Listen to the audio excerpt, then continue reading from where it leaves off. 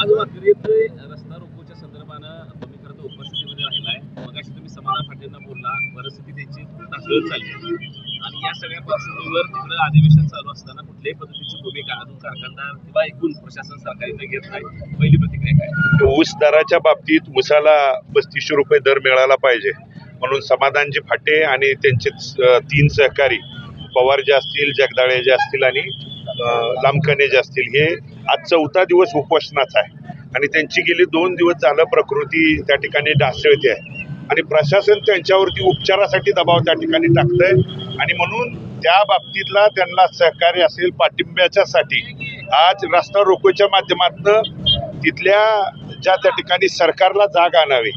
आज नागपूरला अधिवेशन सुरू आहे, मुळात 4था दिवस आहे, तरी देखील कोणतंही प्रशासन आणि शासनाच्या त्या ठिकाणी कोणतीही त्याची दखल न घेता यांची म्हणणं काय आहे हे देखील त्या दरम्यान ऐकून घेतलं नाही. म्हणून त्या बाबतीत हा आवाज, शेतकऱ्याचा आवाज तिथपर्यंत पोहोचावा यासाठी रस्ता रोकोचा आज वाकरी तळावरती त्या ठिकाणी चौकामध्ये केलं. ज्या वाकरी चौकामध्ये त्या ठिकाणी संतांच्या पालख्या विसावा घेतात आणि तिथून पांडुरंगाच्या भेटीला जातात आणि आम्ही लाखो पंढरपूरकर त्या ठिकाणी स्वागताला उपस्थित राहतो. त्या तळावरती आम्हाला शेतकऱ्यांच्या न्याय हक्कासाठी लढाई करावं लागते, रस्त्यावरती उतरावं लागतं, ही शोकांतिक आहे खरं तर. आणि म्हणून तो न्याय हक्क मिळावा म्हणूनची मागणी आहे.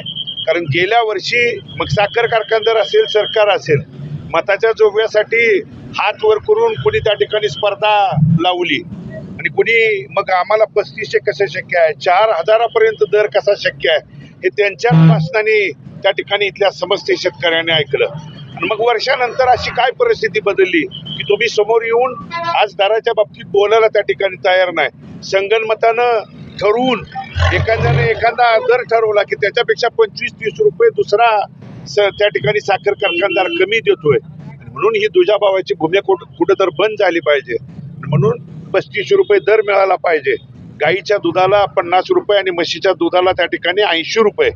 हे कसं द्यावं हे सांगत असताना आमची मागणी एवढीच आहे की फक्त दुधाची भेसळ जरी आज तुम्ही त्या ठिकाणी ठराव करून सहमत केली, ठराव मांडला आणि तो पास केला, जरी दुधाची भेसळ जरी थांबवली तर गाईच्या दुधाला 60-70 रुपयापेक्षा अधिक आणि म्हशीच्या दुधाला त्या ठिकाणी 100 रुपये दर देणं सहज शक्य आहे. परंतु फक्त सरकार आज त्या ठिकाणी बहिऱ्याची, मुक्याची आणि आंधळ्याची वेळ येईल तशी प्रसंगानं त्या ठिकाणी भूमिका घेतोय आणि त्या भूमिकेला विरोध म्हणून आज आम्ही त्या ठिकाणी आंदोलन केलं. खरं तर साखरेचे दर वाढले तर शेतकऱ्यांना अजून पैसे देता येईल अशा पद्धतीची भूमिका साखर कारखानदाराची बरीच मंडळी घेत आहेत. तिथं राहिला एका बाजूला सातत्यानं अनेक रोजच्या वापरातल्या वस्तूंच्या किमती वाढत आहेत.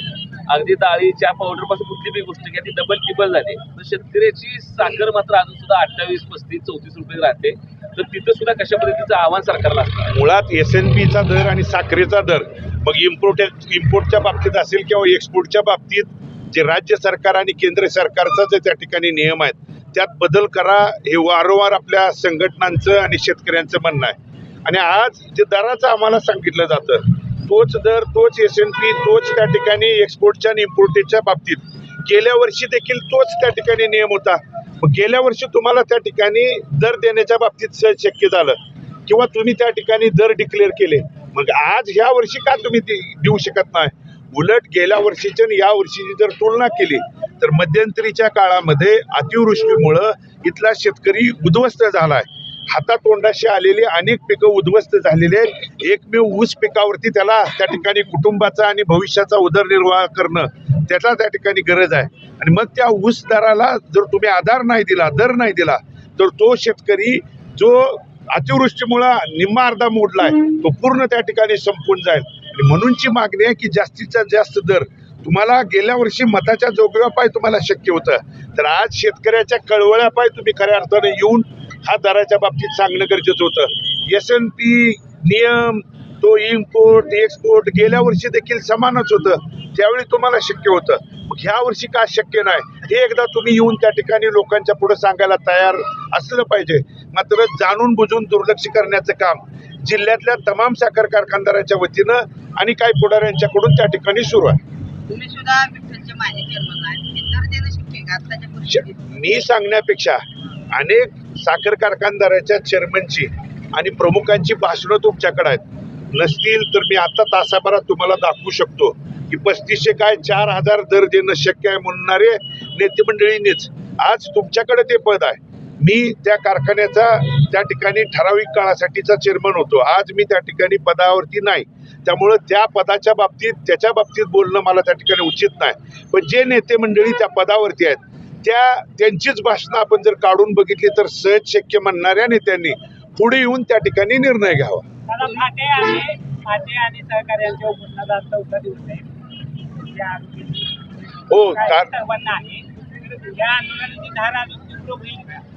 नाही, समाधानजी फाटे आणि त्यांचे 3 सहकारी हे वेळोवेळी चळवळीतले आणि शेतकऱ्यांच्यासाठी लढणारे कार्यकर्ते आहेत. ऊस दराच्यासाठी हे काय त्यांचं पहिलं आंदोलन नाही. यापूर्वी देखील भाटघरच्या पाण्यासाठी, उजनीच्या पाण्यासाठी, शेतीच्या लाईटसाठी त्यांचे आंदोलनं वेळोवेळी त्या ठिकाणी झालेले आहेत. आणि आज त्या ठिकाणी ऊसाच्या दराच्या बाबतीत, दुधाच्या दराच्या बाबतीत 4था दिवस आहे. प्रकृती ढासळते आहे. 2 दिवस झालं त्यांना त्या ठिकाणी शुगर लेवल असेल किंवा त्या ठिकाणी अशक्तपणामुळं त्यांची प्रकृती त्या ठिकाणी नाजूक परिस्थितीत चाललेल्या आहेत. या बाबतीत सरकार आणि या जिल्ह्यातल्या प्रशासनाने आणि सरकारने जर वेळीच दखल नाही घेतली आणि चळवळीतल्या कार्यकर्त्याला जर आज त्या ठिकाणी काही कमी जास्त झालं तर संपूर्ण तालुका आणि तालुक्यातला शेतकरी उद्या रस्त्यावरती उतरल्याशिवाय राहणार नाही. विठ्ठलच्या 3500 भावासाठी विरोधी पक्ष म्हणून भगीरथ बालके मैदानात उतरले. कशासाठी? विठ्ठलने जे 3500 हा लढा काही कुठल्या एका स्पेसिफिक साखर कारखान्याच्या विरोधात नाही. तुम्ही तिथले विरोधी नाही, मुळात तुम्हाला तेच सांगतोय, हा एका विठ्ठलच्या दराच्या बाबतीत नाही. इथे येणारे सगळ्या चळवळीतले संघटनेतले त्या ठिकाणी कार्यकर्ते होते. पत्रकार बांधवांना देखील आपल्याला आवर्जून विनंती आणि आवाहन करतो की एकट्या वैयक्तिक कुणाकडतेही न वळवता समस्त शेतकऱ्यांच्या हितासाठी आपण देखील आम्ही जसं रस्त्यावरती उतरलोय तशीच चळवळ आपल्या लोकशाहीच्या माध्यमातून उभं करावे. आणि विठ्ठल कारखाना नाही तर समस्त जिल्ह्यातल्या साखर कारखानदाराला आव्हान आणि विनंती करतो, जशी तुम्ही गेल्या वर्षी स्पर्धा केली तशीच स्पर्धा या वर्षी करून शेतकऱ्याला न्याय द्यावा.